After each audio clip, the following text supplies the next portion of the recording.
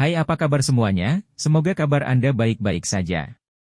Terima kasih karena sudah memberikan support dan juga kesetiaan Anda untuk membangun channel Codot Film. Yuk kita lanjutkan alur ceritanya, sambil siapin kopi dan cemilan, setting suara volume full. Gasken. Mantan roh penjaga klan api berakar di sini, dan di pangkalan ada sepasang sayap burung vermilion yang membentuk sebuah pintu. Di dalamnya ada peti mati emas kaisar suci kuno yang menghalangi pintu masuk ke sebuah gua. Bagaimana mungkin ada orang yang tidak terkejut dengan adegan ini? Shi Hao berkeringat dingin. Dia merasa seperti baru saja menemukan sebuah rahasia besar. Negara api sangat tidak biasa. Rumor mengatakan bahwa beberapa sekte besar mengizinkan murid-murid mereka memasuki tanah leluhur negara api untuk mencari sesuatu. Mungkinkah itu rahasia untuk menjadi dewa sejati? Bahkan jika ada hal seperti itu mungkin tidak berada di tanah leluhur. Beberapa ahli muda dari luar wilayah ini sedang berbicara di antara mereka sendiri. Mereka tampaknya tidak takut pada apapun. Shi Hao terkejut. Apakah kata-kata orang-orang ini dapat diandalkan? Ada beberapa yang memasuki istana mewah dan duduk dan mulai membahas topik serupa. Namun, hal-hal yang mereka bicarakan sama sekali berbeda. Menurut pendapat saya, sekte-sekte besar ini sedang mencari sumber bencana yang akan datang. Kemungkinan besar itu berasal dari negara api ini. Kata-kata ini membuat banyak orang bingung. Hingga saat ini, belum banyak orang yang benar-benar memahami implikasi dari bencana besar tersebut dan mengapa hal itu bisa terjadi. Shi Hao menarik napas dalam-dalam. Dia melakukan upaya terakhirnya untuk melihat melewati peti mati emas ke dalam apa yang ada di dalam gua. Dia mengerahkan semua usahanya. Mata individu ilahi bersinar, dan kemudian berubah menjadi pola Dao, bergabung bersamanya. Pandangannya segera menembus ruang di depannya. Tidak hanya mata makhluk suci itu gemetar, bahkan mata Shi Hao sendiri juga kesakitan. Darah mengucur dari matanya. Dia mengedarkan kekuatan sucinya secara ekstrim, karena dia benar-benar ingin melihat kebenaran di dalam gua. Akhirnya, dia bisa melihat garis buram dari apa yang ada di balik peti mati emas. Pohon kuno itu dalam dan tak terukur, seolah-olah terhubung ke dunia kuno. Kabut samar berhembus. Dia melihat apa yang tampak seperti tanah yang penuh dengan mayat serta banyak senjata yang hancur. Itu tampak seperti medan perang kuno yang tak terbatas dan suram. Namun, dalam sekejap mata, hal-hal itu menyembunyikan diri lagi. Cahaya suci melonjak hebat, dan seolah-olah dia kembali ke sarang Kunpeng di mana gerbang cahaya itu berada. Energi misterius berputar-putar. Yi, Nona Kian-Kian tiba, salah satu dari 10 wanita tercantik di wilayah misterius. Dia adalah sosok yang sangat terkenal di generasi muda.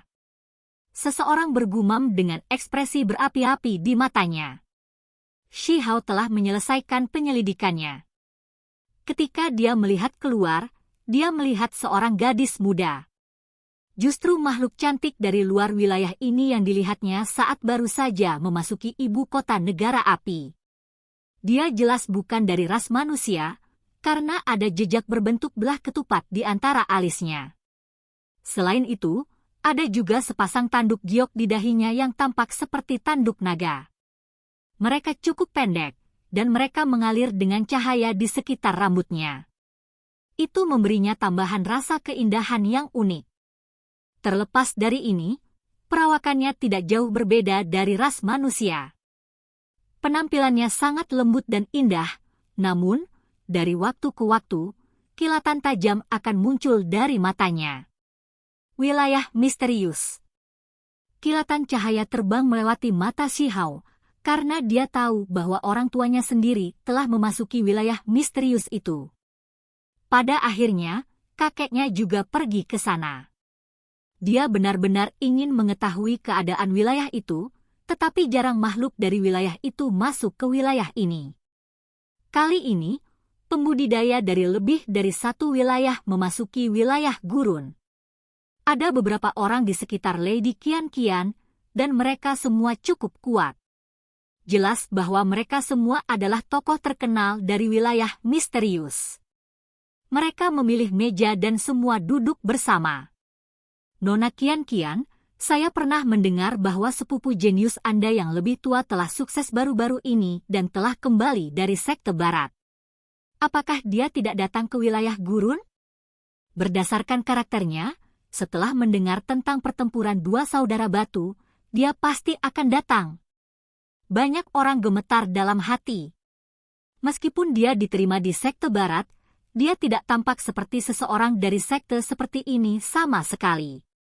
Setiap kali dia turun dari gunung, dia akan selalu menantang orang lain.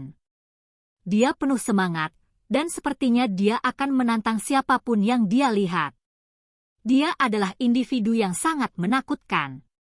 Rumor mengatakan bahwa dia mengolah tubuh tak terpecahkan Fajra dan telah mencapai puncak mutlak dengan tubuh fisiknya. Dia selalu membajak musuh-musuhnya dan jarang mengalami kekalahan. Sekte Barat juga dikenal sebagai Sekte Surga Barat. Itu pada tingkat yang mirip dengan Sekte Mending Surga dan Sekte Pemutus Langit. Itu dikenal sebagai warisan abadi dan melintasi beberapa daerah. Tubuh Fajra yang tidak dapat dipecahkan adalah salah satu rahasia besar mereka, dan mereka yang dapat memperoleh warisan seperti itu semuanya agak hebat. Dia mungkin datang, kata Qian. Rambutnya tersebar di belakangnya. Alisnya agak ringan, dan ketika dia tersenyum, seolah-olah bunga sedang bermekaran. Banyak orang terguncang setelah mendengar ini. Orang-orang dari wilayah misterius semua tahu seberapa kuat orang gila itu. Dia adalah seseorang yang tidak pernah ingin mereka temui. Wilayah misterius adalah wilayah yang sangat hebat. Tidak hanya wilayah yang dicakupnya luas, itu adalah tempat terkenal di mana banyak pahlawan besar muncul. Fondasi Sekte Barat ada di wilayah ini. Itu hanya orang gila. Dia hanya bisa pamer di wilayah misterius. Seseorang mengatakan ini dengan suara yang sangat dingin. Sontak membuat suasana semakin tegang.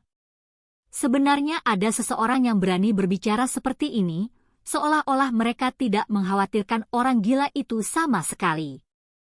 Kekuatan orang itu jelas tidak biasa. Semua orang melihat ke arah meja batu giok dan melihat bahwa ada satu orang yang duduk di sana. Penampilannya biasa saja, dan dia sepertinya tidak memancarkan aura yang sangat menakutkan. Dia tampak seperti manusia, tapi jelas bukan, karena di belakangnya ada sepasang sayap putih bersih. Di atas kepalanya juga ada lingkaran cahaya yang bersinar. Seorang ahli ras bulu dengan darah kekaisaran. Seseorang terkesiap. Ini adalah sosok yang jarang terlihat dalam ras bulu, yang memiliki darah yang melebihi darah raja. Ketika dia dewasa, dia kemungkinan besar akan menjadi raja ras. Dari daerah mana dia berasal? Banyak orang membuat spekulasi mereka, karena perlombaan bulu adalah perlombaan besar. Anggotanya dapat ditemukan di setiap wilayah utama, jadi jika ras benar-benar bersatu, kekuatan mereka akan menakutkan. Orang-orang dari wilayah misterius itu menoleh dan menatapnya. Ekspresi orang-orang di sisi Lady Qian semuanya tidak menyenangkan. Suasana menjadi agak tegang. Peng. Tepat pada saat itu, pintu istana didorong terbuka dengan paksa oleh beberapa individu. Beberapa individu masuk, dan ekspresi mereka mendung. Mereka tampaknya tidak terlalu senang. Itu sebenarnya makhluk dari daerah banjir. Dari kelihatannya, mereka pasti mengunjungi sang putri tetapi hanya berakhir di depan pintu yang tertutup. Seseorang menggumamkan ini, karena ini bukan pertama kalinya hal seperti itu terjadi. Baru-baru ini, Huo Ling dari klan api telah direcoki seperti orang gila. Ada banyak orang yang ingin menemukan batu kecil melalui dirinya, jadi pada akhirnya, dia harus menolak semua orang dan menghilang dari mata publik. Apa yang istimewa dari dia? Bukankah dia hanya putri dari beberapa ras manusia? Wilayah gurun selesai. Mari kita lihat berapa lama lagi dia bisa tetap sombong. Ekspresi makhluk-makhluk ini sedih dan penuh amarah. Mereka bukan manusia, tetapi mereka saat ini dalam bentuk humanoid. Udara hitam mendidih dari wajah mereka. Wilayah gurun sudah selesai. Di masa depan, negara api bahkan tidak akan ada lagi. Pada saat itu, putri ini atau apapun akan sama dengan sebatang rumput. Mereka sangat marah. Kata-kata mereka dingin, dan gelombang niat membunuh merembes keluar dari mereka. Seseorang mengenali bahwa ini adalah ahli Black Cloud Race dari wilayah banjir. Mereka memiliki kekuatan awan hitam bumi iblis. Mereka sekarang mengambil bentuk manusia, dan setiap orang aneh dan kuat. Ketika wilayah banjir disebutkan, semua orang memikirkan bumi iblis awan hitam itu. Itu telah menghasilkan seorang ahli yang tiada bandingnya, dan individu ini bahkan berjuang masuk ke wilayah misterius untuk melawan master sekte lama dari sekte surga barat. Dari zaman kuno sampai sekarang, berapa banyak yang berani memprovokasi sekte barat? Monyet, dan beberapa ahli tertinggi klan awan hitam dari tahun-tahun lalu yang tak ada habisnya mungkin adalah satu-satunya yang sembrono dan cukup berani untuk membantai jalan mereka ke sekte surga barat. Mungkinkah kalian semua masih ingin bertarung melawan saudara batu yang lebih kecil? Seseorang bertanya sambil melihat para ahli Black Cloud Race. Heng! Salah satu ahli Black Cloud Race mendengus dan berkata, kami tidak peduli padanya, tetapi ada orang-orang dari ras kami yang ingin berbicara dengannya. Semua orang mengungkapkan ekspresi aneh. Mereka telah mendengar bahwa klan awan hitam menjadi lebih kaya dan lebih kuat dari hari ke hari. Dalam beberapa tahun terakhir, mereka menghasilkan beberapa jenius yang tangguh, dan kemungkinan mereka adalah orang-orang yang ingin menguji batu kecil itu.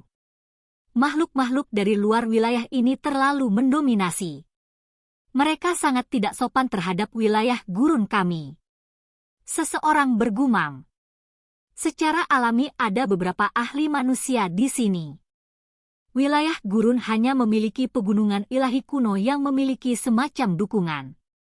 Namun, selama bencana besar, mereka mungkin akan menutup gerbang mereka. Adapun manusia, mereka benar-benar lemah, makhluk dari ras misterius menggelengkan kepalanya. Beberapa orang setuju dengan kata-kata ini, dan beberapa dari mereka adalah manusia dari luar wilayah ini. Jika manusia di sini seperti peri Yuchen atau penyihir, maka karakter itu pasti tidak akan menderita penghinaan seperti itu. Saat ini, hanya ada batu kecil itu, dan kita bahkan tidak tahu apakah dia hidup atau mati. Mungkinkah dia benar-benar mati dalam pertempuran yang menentukan itu, menghilang dari dunia ini? Terlepas dari apakah itu batu yang lebih besar atau lebih kecil, jika mereka masih hidup, satu jari saja sudah cukup untuk menghancurkan kalian semua sampai mati. Seseorang mengatakan ini dengan suara rendah. Tidak jelas dari mana suara ini berasal, sehingga sulit untuk mengetahui siapa yang mengatakan ini. Shi Hao menjadi terdiam. Ini jelas bukan dia yang membual tentang dirinya sendiri. Ketika dia ingin mencari tahu siapa yang mengatakan itu, suaranya sudah terputus. Benar-benar sombong. Anda benar-benar berani pamer di depan kami. Jika kamu memiliki kekuatan, maka keluarlah dan bertarunglah. Secara kebetulan, Shi Hao baru saja keluar dari kamar pribadi. Dia tidak mencoba untuk melawan orang-orang ini, tetapi malah menuju ke area Lady Qian-Qian untuk bertanya tentang situasi wilayah misterius itu. Dia ingin melihat apakah dia bisa mendapatkan informasi tentang orang tuanya. Namun, di mata makhluk itu, Shi Hao sepertinya sedang memprovokasi mereka. Seseorang bangun segera setelah dia selesai berbicara dan bahkan berjalan mendekat. Seolah-olah dia menerima tantangannya. Bagus. Kamu punya nyali, benar-benar berjalan keluar. Apakah Anda ingin melawan saya? Makhluk ini mendidih karena marah, dan matanya dingin. Kesadaran spiritualmu tampaknya agak kurang. Bukan saya yang berbicara. Kau salah orang. Shi Hao meliriknya dan mengucapkan kata-kata ini. Semua orang menjadi terdiam. Bocah manusia ini tampak agak lemah, tetapi bukankah kata-katanya barusan merupakan jenis penghinaan? Apakah dia mengejek indera ahli dari luar wilayah ini? Kamu terlalu sombong. Makhluk dari luar wilayah ini memiliki sepasang tanduk banteng yang berapi-api di kepalanya. Bahkan setelah berubah bentuk, dia masih memiliki sifat ini dari klannya. Itu membuktikan bahwa dia milik garis keturunan Flaming Bull. Bahkan temperamennya cocok dengan rasnya, dia mudah marah. Shi Hao secara alami tidak repot-repot memperhatikannya. Dia berjalan dengan langkah besar menuju tempat Lady Qian berada. Jangan mengambil langkah lain. Wajah ahli muda dari ras Flaming Bull jatuh. Dia mengulurkan tangan ke bahu Shi Hao. Apakah kamu mencari pemukulan? Burung merah besar yang sedang tidur siang membuka matanya. Saat ini, tubuhnya sepenuhnya hitam seperti burung gagak. Ketika melihat tangan itu turun, dia dengan marah melebarkan matanya. Dengan suara hong, sepasang sayap besar terulur, menciptakan suara pipak yang tajam. Burung merah besar itu langsung menampar wajah ahli Flaming Bull Race ini. Itu sangat keras dan jelas. Semua orang menjadi tercengang. Itu hanya seekor gagak, namun sangat mendominasi. Itu memberi makhluk dari luar wilayah ini tamparan di mulutnya. Jangan memprovokasi saya, atau kakek ini akan memukuli Anda sampai Anda berharap Anda mati. Burung merah besar itu sedih dengan sombongnya. Jantungnya melompat liar, karena tidak pernah menyangka bahwa beberapa metode yang diajarkan Sechon Baldi kepadanya akan sangat tepat. Itu tidak meleset, karena pihak lain tidak bisa menghindar sama sekali. Kamu harus mati. Pakar Flaming Bull akan bergegas ke depan. Itu sangat marah sehingga seluruh tubuhnya bergetar. Pak! Burung merah besar itu sangat lugas. Sebuah sayap yang tampaknya tak berbentuk mengirim ahli Flaming Bull terbang keluar dari istana. Pukulan itu mengenai mulutnya dengan bersih. Botak kedua sekuat itu? Dia mengajari saya beberapa trik sebelum pergi. Jika saya tahu seberapa kuat dia sebelumnya, saya akan membuatnya menumpahkan segalanya. Burung merah besar itu sangat menyesal. Ini adalah beberapa kemampuan kecil yang diajarkan botak kedua sebelum meninggalkan desa batu. Makhluk-makhluk dari luar wilayah ini semuanya terkejut. Siapa orang ini? Bahkan burung yang dia pelihara sangat kuat. Bagaimana dengan dirinya sendiri? Jangan mengganggu kakek ini, atau aku akan menghajar kalian semua sampai mati. Burung merah besar menyapu pandangannya melalui semua pembudidaya di sini. Makhluk-makhluk di sini semua ketakutan. Mereka hanya memandang rendah manusia di wilayah gurun, namun pemuda seperti ini muncul. Burung yang dia pelihara sudah sangat arogan dan kuat sampai ke tingkat yang konyol. Itu membuat banyak makhluk di sini menjadi gila. Oke guys, jangan lupa like, comment, share, and subscribe di channel Codot Film. See you next video, PHC out and bye-bye.